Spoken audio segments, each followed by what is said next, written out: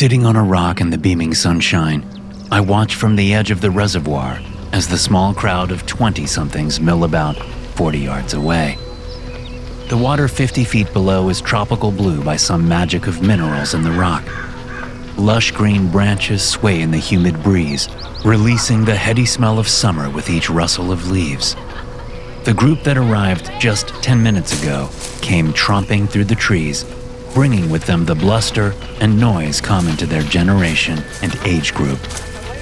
When I picked this area as the burial place, I knew it was frequented by people looking for an adrenaline spike from jumping off the cliffs. That was part of the allure. I wanted to have an excuse to come out here, to not be seen as suspicious for being here. Although I have no intention of swimming, I wear swim trunks and a loose Hawaiian shirt. My backpack contains a beach towel, a Jonathan Mayberry paperback, a bottle of water, and snacks. I peer through my sunglasses at the group of 3 men and 2 women as they drink their beers and play their music through a small Bluetooth speaker. They noticed me when they first came into the clearing on the cliffside, but paid me little mind. Even though I knew I could be inviting trouble, I can't help but watch them with a scientist's studiousness. The electric jolt of envy running through my veins is as familiar to me as the contours of this reservoir. I've always been painfully introverted and socially awkward, so I've never experienced the pleasure of having friendships like the group of 5 I now watch. I'm not a complete recluse. I have what some would consider friends, but are more like acquaintances. But the easy and carefree happiness I see expressed among the 5 is something foreign to my experience. The 2 women remove their shirts and shorts, revealing bikini swimsuits. One of the men glances at me. I should look away, but I don't. I think my opaque sunglasses are enough to give me reasonable doubt, but apparently the man doesn't see it the same way. Dressed in a tank top and swim trunks that only come down to mid-thigh, it's clear to see he has the kind of physique women are generally attracted to. His muscles bulge, his tan skin is clear of blemishes, at least from this distance. I finally look away, but it's too late. Hey! Tank Top says, clearly shouting at me. Turning my gaze to the water, I try to ignore him, hoping he'll drop it. He doesn't. Hey, creep! He says. This time, I look over, raising my eyebrows, trying to look innocent. What's your problem? He says, walking over with the beer still in one hand. Me? I say, still sitting, elbows on knees. What the fuck are you staring at, asshole? Tank Top says, walking faster now, reminding me of one of those speed walkers, all swaying hips and pumping arms. If he weren't so big, he would look ridiculous. But size and musculature go a long way to make someone look tough. His 4 friends stare after him, looking half shocked and half amused. Sorry, I say, as he stops right in front of me, his back to the cliff. It's a stupid move, and one born of overconfidence. I could just shove him backward. Chances are, he wouldn't clear the rocky outcropping near the water surface that jumpers must clear, or else face serious injury. He'd probably crack his skull open. But of course, I don't push him. I don't like this kind of conflict. Sorry? Tank Top says, mockingly. Sorry for being a fucking creep? My hands are shaking as I look between them, down at my feet. Yes, I say. Why don't you just fuck off? He says, raising a hand and pointing to the trail through the woods that leads back to the dirt parking lot half a mile away. Okay, I say, but Tank Top doesn't move. He forces me to pivot awkwardly on the rock so I have room to stand up. I grab my bag and move away from him. A quick glance at the other 4 reveals smirks on all but one face. One of the girls, a brunette in a bright pink bikini, looks disgusted. I can't tell if she's disgusted with Tank Top's behavior or with mine. Fucking pervert! Tank Top calls after me as I start down the trail. I stop and look over my shoulder at him. I said get lost, creep! He shouts, starting down the trail toward me. I turn and shuffle away, but I don't leave. Once I'm a quarter of a mile away, I cut into the woods. I'm not leaving here without visiting the burial ground. It's why I came here anyway. I always stop at the reservoir first to get my head right, remembering all the good times and the joy I felt with her. Then, once I've had time to meditate, I go visit her. But today, something is different. As I approach the burial site, I start seeing small black flies everywhere. There are dozens of them, hundreds maybe. They're not your common housefly. These are smaller. One of them lands on my arm. I go to brush it away, expecting it to fly off, but it runs quickly down my arm, only flying off when it has no more limb to run along. As I move through the woods toward the small clearing, I notice more and more flies. They land on me, crawling along my exposed skin, but they don't bite, so I don't mind. It's been a long time since I had a problem with insects crawling on me, perhaps because I got used to the sensation when I was a child. My stepfather used to lock me in the cellar whenever I was bad. The place was infested with insects of all kinds, mostly spiders and cockroaches. One time, when he broke my cat, Simon's, neck and threw him in the cellar, there were flies. I stayed down there for 12 hours with my rotting cat, listening to and feeling the flies on my skin. But by then, I was getting used to being in the cellar with the bugs. The first dozen times I was forced into that dark, dank cell, I cried and blubbered and begged to be let out. But eventually, I realized that thrashing around and freaking out would only get me bitten by the spiders, who thought I was trying to hurt them. It took some time, but I eventually managed to accept the bugs crawling across me as I lay in the cellar. Then, I started to see them as friends. I experienced their touch as a comfort, letting me know I wasn't alone in the cellar. So a few harmless flies crawling on me in the woods isn't a concern. I don't mind at all. I'm more concerned with why they're here and where they're coming from.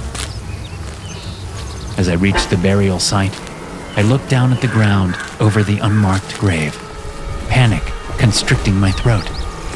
Tossing my bag aside absently, I crouch and study the ground. As I suspected, the flies are coming from down there, which means they're coffin flies, and they're using Bethany's corpse as a breeding ground. The violation is so visceral, so infuriating, I drop to my knees and dig with my hands.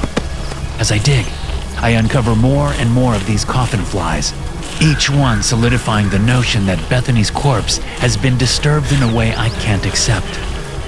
I throw the dirt furiously, panting through my clenched teeth. What the fuck are you doing, creep? Tank Top's voice brings me crashing back to my senses, my panic turning to unadulterated fear. I straighten on my knees and look over my shoulder to see Tank Top standing there, beer still in hand. He followed me. He knows where I buried Bethany. The cruel disgust on his face morphs into realization as he sees the fear on my face. He swaps absently at the flies that buzz around him as he backs up. It's not what you think, I say, standing up. Dude, stay the fuck away from me, he says, his steps growing quicker, more frantic. The flies seem to like him, landing on his face and next to his eyes, making him blink and shake his head even as he turns around to rush out of the woods. I start after him. Wait, I say. Let me explain. Jesus Christ!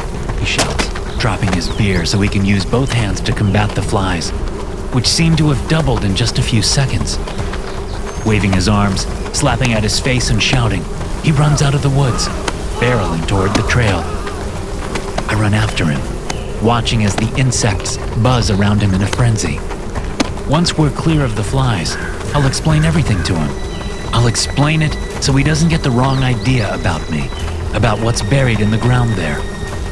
The coffin flies pay me little mind, a mere dozen or so staying with me, crawling on my arms and face as I follow Tank Top to the trail. He takes an immediate right out of the woods, bolting down the trail and clawing at his face. I'm not sure how it's possible, but the flies seem to have doubled again, now forming an ever-moving cloud around his upper body. They're so thick I can barely see his fingers as they rake down his face, trying to clear them from his eyes, nostrils, and mouth. Soon, we're approaching the edge of the cliff, where his friends are still gathered. I stay a good 10 yards back, watching the scene play out as if in slow motion. One of the other men, a guy wearing tie-dye swim trunks, steps out in front of Tank Top. The three others stare uncomprehendingly, mouths open in shock, as their fly-engulfed friend barrels toward the cliff. Jason, stop! Tie-dye says, crouching down and opening his arms, clearly trying to stop his friend from going blindly off the cliff. But Jason is going too fast. He slams into Tie-dye running full speed, and the two of them stumble toward the cliff's edge, falling awkwardly to the hard, rocky surface just before disappearing over the edge in a tangle of limbs and flies. A moment passes before there's a gut-twisting crunch, followed by a splash. The woman in the pink bikini screams as she looks over the edge. The third man steps next to her and looks down. Oh, fuck! He says. He kicks off his shoes and jumps off the cliff into the water below, being sure to clear the dangerous outcropping below. I make my way stiffly over to the cliff and look over the edge. There's a splatter of blood on the rocky outcropping where the two men hit. The third man is swimming over to Tank Top, who floats face down in the water and has a bloody red cloud spreading out from his head. The other man, Tie-dye, floats face up in the water, his head twisted sickeningly to the side, his neck broken.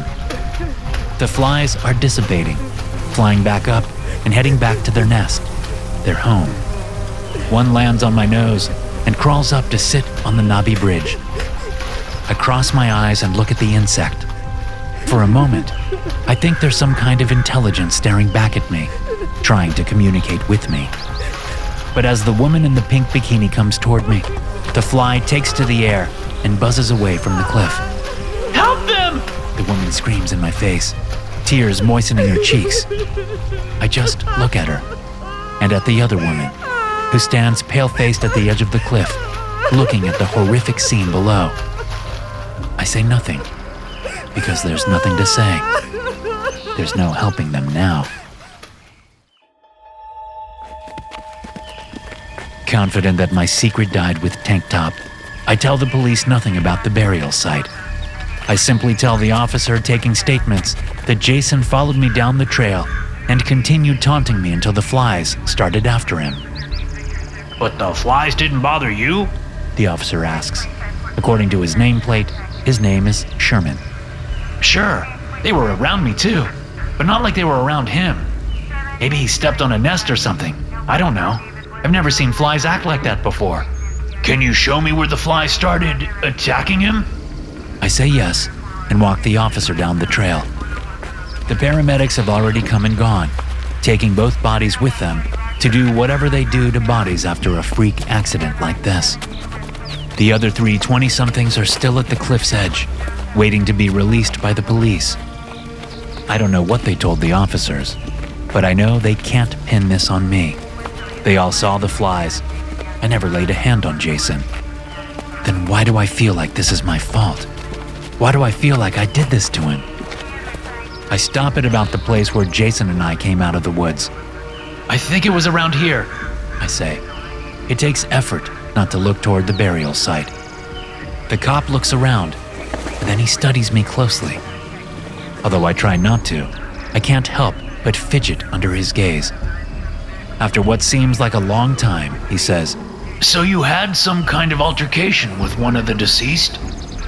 I wouldn't call it an altercation, I say. The guy thought I was staring at his girlfriend or something. So he puffed his chest out and beat it a little bit. You know, showing off for the girls, that kind of thing. I didn't take it personally.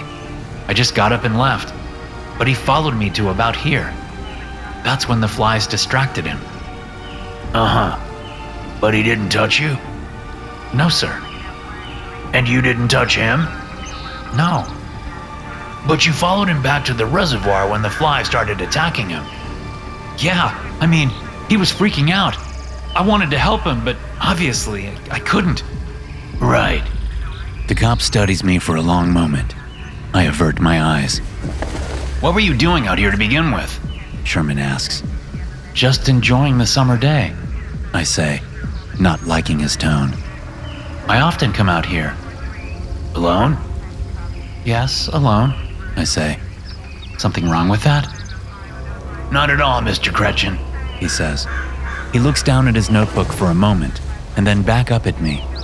Well, we have your information. If anyone needs to follow up, we'll be in touch. Thank you, I say, turning to head down the trail, back toward my car. Oh, one last thing, Mr. Gretchen, the cop says. Did you bring a bag out here with you? I freeze, realizing that I left my backpack at the burial site. I take a moment to swallow and compose myself before turning back toward the cop. No, I say. No bag. Not even a towel or a bottle of water? He asks. Nope, I say. Got that stuff in my car. All right, the cop says, that one word tinged with skepticism. Thanks for your time, Mr. Gretchen. As I walk down the trail, I wonder if the cop will ask the other three whether I had a bag. Maybe he's gunning for a detective job. Maybe he smells something on me he doesn't like.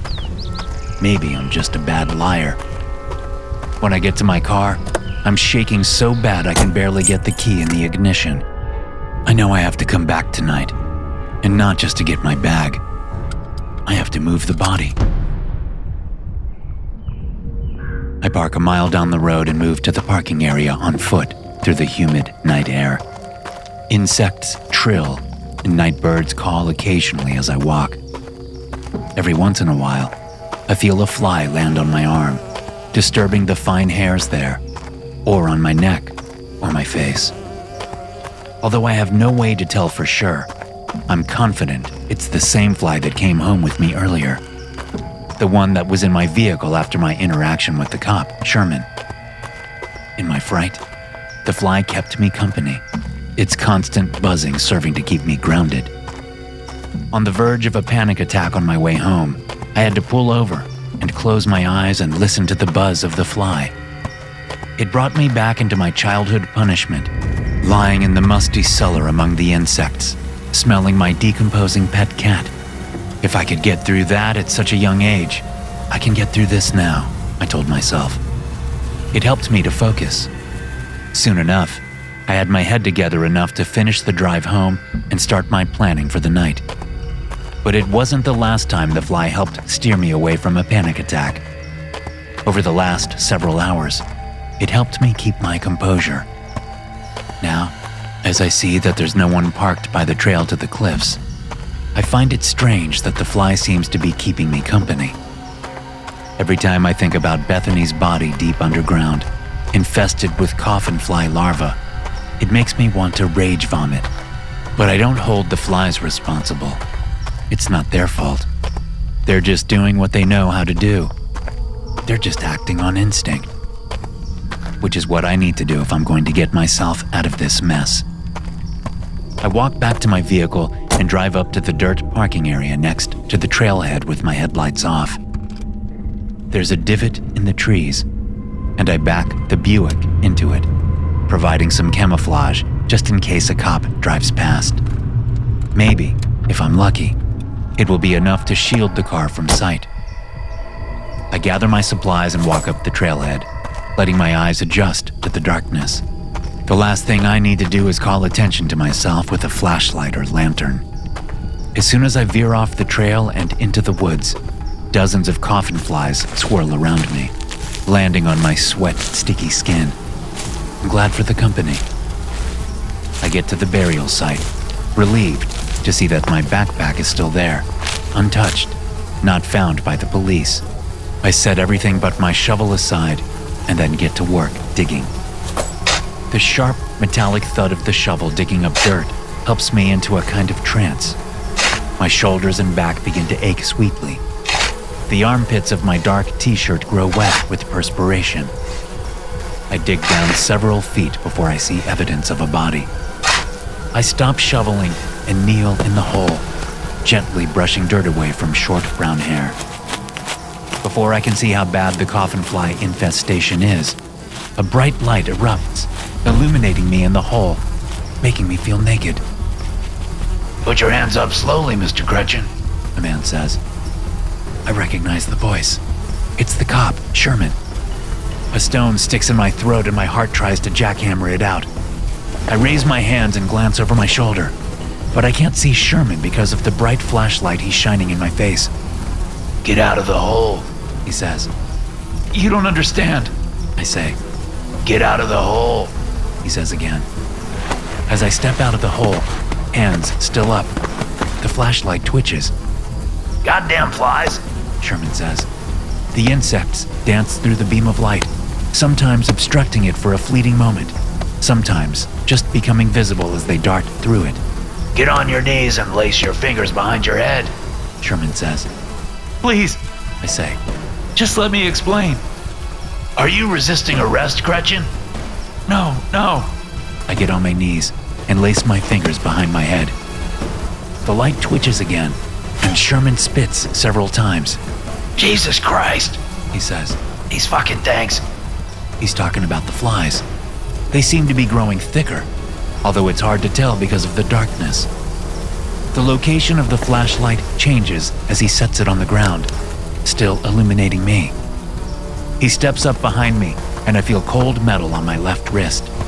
He pulls my left arm down and then my right, cuffing them together. While he does this, he reads me my Miranda rights. I tell him I understand my rights. Is it her body down there? He asks, shoving me onto my chest ungently. He has excitement in his voice. He thinks he's caught a killer. I say nothing. After all, he's just told me I have the right to remain silent. But that doesn't mean I don't want to scream. It is her, isn't it? He says. I just knew there was something weird about you. I fucking smelled it. I hear the snap of nitrile as he pulls gloves on. Then he steps into my vision, flashlight back in his hand. The flies are thick now, congregating around Sherman. He bats absently at them, clearly more focused on what's in the hole.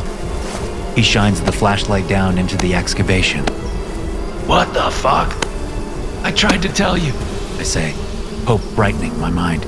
It's not what you think. Shut up, Sherman says, clearly angry. He bends down and moves dirt with one gloved hand, uncovering the rotting dog's head. Slapping at the flies, he straightens and looks at me. A fucking dog? I know it's not legal to bury animals out here, I say. I don't want to get a ticket, but this was her favorite place. We used to come out here every week. I would let her run around in the woods and chase squirrels while I went swimming. You're fucking kidding me, he says. This is why you were acting so guilty? Because you buried your goddamn dog here? I nod, but he's not interested in an answer. He climbs out of the hole and grabs my shovel. Before I can even shout for him to stop, he jams the shovel blade into the dog's neck. I stare, anger and disgust roiling inside as he hacks at the dog's neck, severing its head. More flies pour out of the canine corpse, heading straight toward Sherman.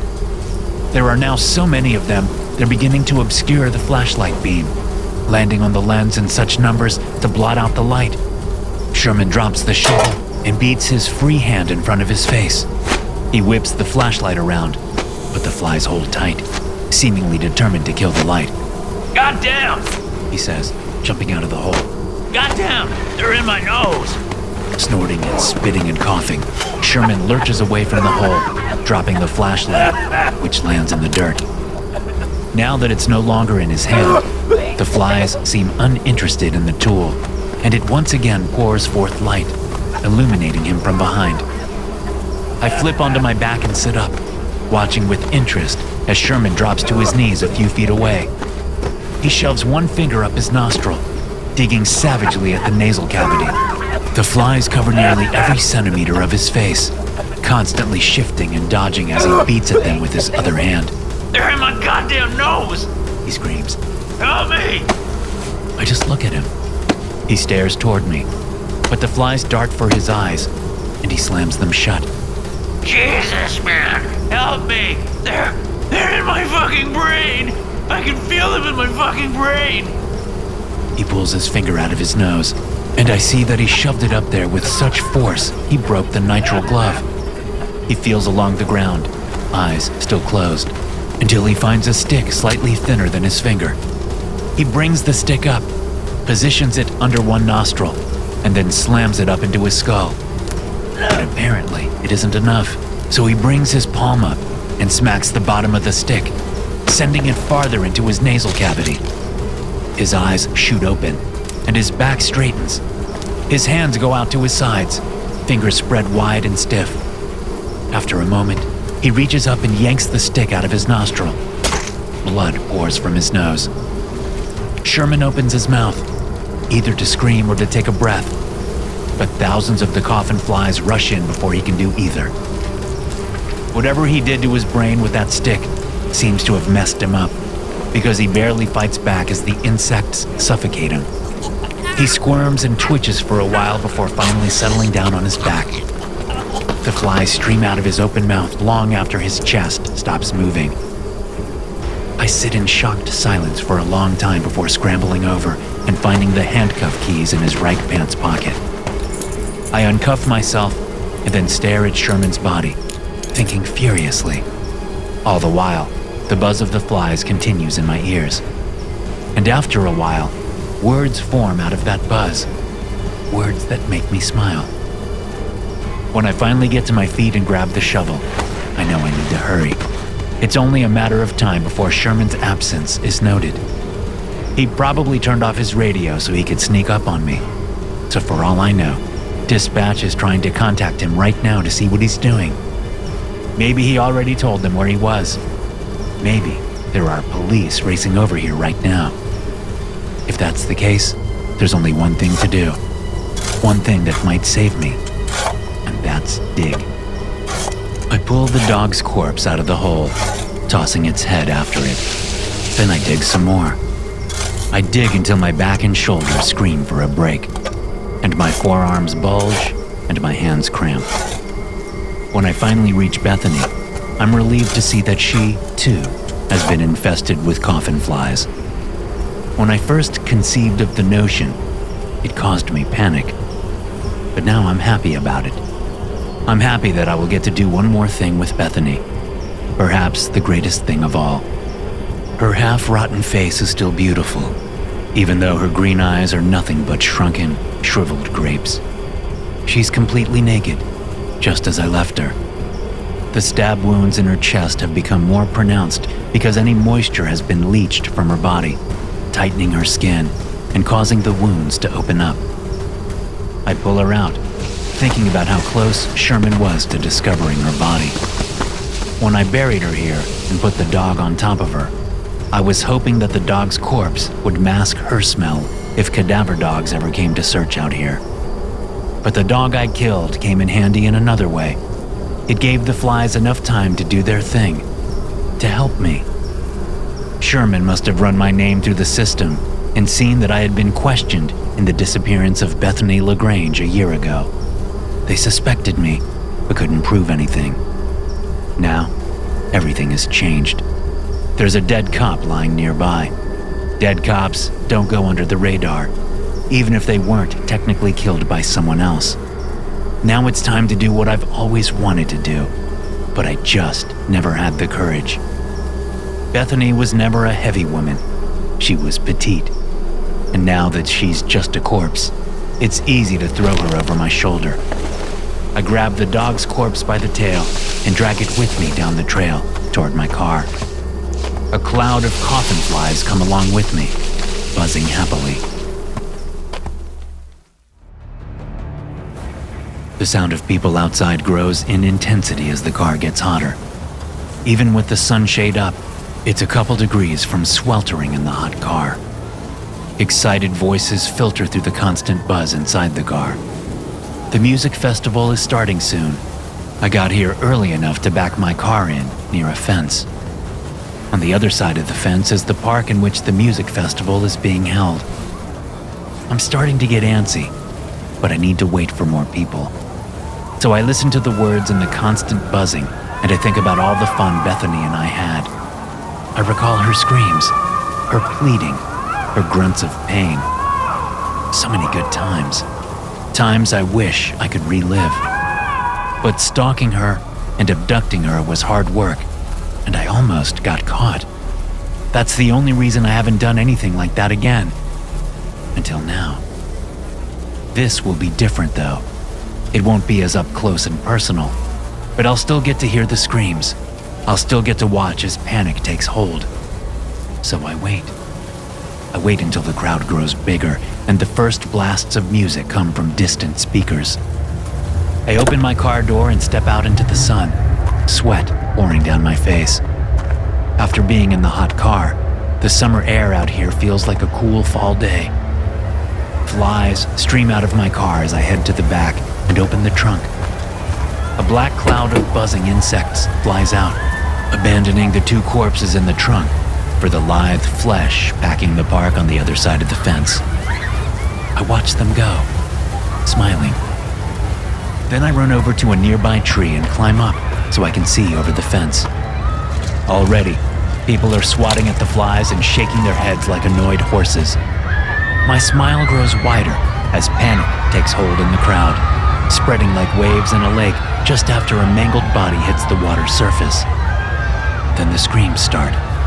Screams about the flies being inside of them, inside their mouths, their noses, their ears, inside their skin. Soon, the blood starts to flow as some people get trampled, and others tear their own eyes out, and others choke or suffocate on the insects. But now I know how they work. I know how they multiply. And before 10 minutes have passed, the entire sprawling park is covered in a cloud of black insects. The buzz is like music to my ears, but the screams are orgasmic. SCP-4891 is an anomalous species of coffin fly that reproduce via transferal of a cognitohazard spread through direct physical contact with other life forms. Subjects must be consciously aware that the instance of SCP-4891 is touching them in order for the effect to activate. Following infection, an instance of SCP-4891 will manifest on subjects' bodies whenever they feel a physical touch they consciously believe is an instance or insect landing on them. This is often caused by an itching sensation or a light touch. Due to the increasing appearance of instances this effect causes, subjects are likely to begin mistaking similar skin sensations for additional instances landing on them. Without appropriate treatment, subjects will begin perceiving any sort of physical sensation as an SCP-4891 instance touching them. Continued exposure will result in untreated subjects equating any physical sensation on their body to be from an instance of SCP-4891. Approximately 95% of subjects that have gone untreated for SCP-4891 infection have expired. To hear more stories like this, be sure to hit subscribe and turn notifications on. I'll see you in the next one.